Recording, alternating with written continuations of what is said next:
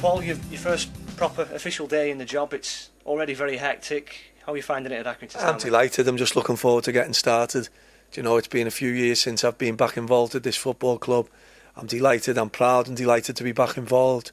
Do you know, and I hope I can represent the people of Accrington, you know, as well as I've done at Sligo. You know, if we can have similar success, it'd be great for us all. It's a bustling, lively place. There's been people in and out all day. There's an excitement about the place. Yeah, I think, again, it should never be forgotten, you know, what the previous management team and John and Jimmy done.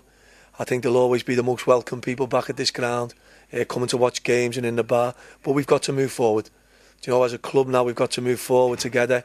We have great respect for them lads and what they've done for the club. But it's important we now focus on the future. And our future is now going forward together and trying to have great success for the club.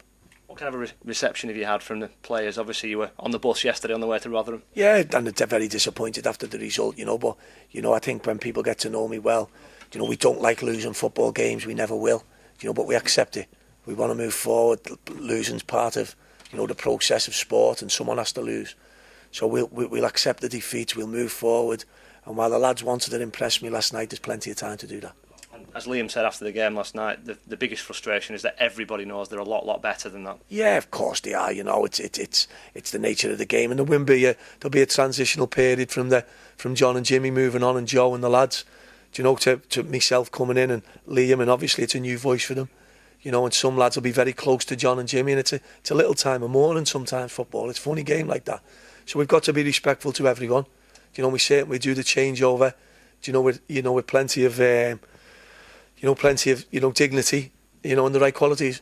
How important will your own experience from being a player of changing managers be in a circumstance like this? Again, it's hard because you'd have good, close relationships with the previous, and I know John and Jimmy will be very hands-on type of people.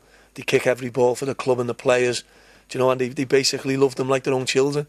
You know, so it's important for myself that I gain that respect from the players and the trust, and they also get that from me. And obviously you say it's been a while since you've been here, but you are back now and you've got Liam Richardson at your side, and he's been here all that time. How helpful is that going to be? It's huge. You know, Liam knows the club. You know, we're a very much a working club. We're a community club that, you know, we want the club to be a base for what we all do. We want it to be a bed of, you know, where it comes in. It's a working place, and we're all working for the goal of being the best we can be. We don't know where that'll take us. We're not going to make rash predictions on what we can and can't do. We're just going to come into work every day, work our hardest and do our best. That was going to be the next thing. Is it too early in the tenure to think this is where we want to be? Is it just a case of we know we've got potential?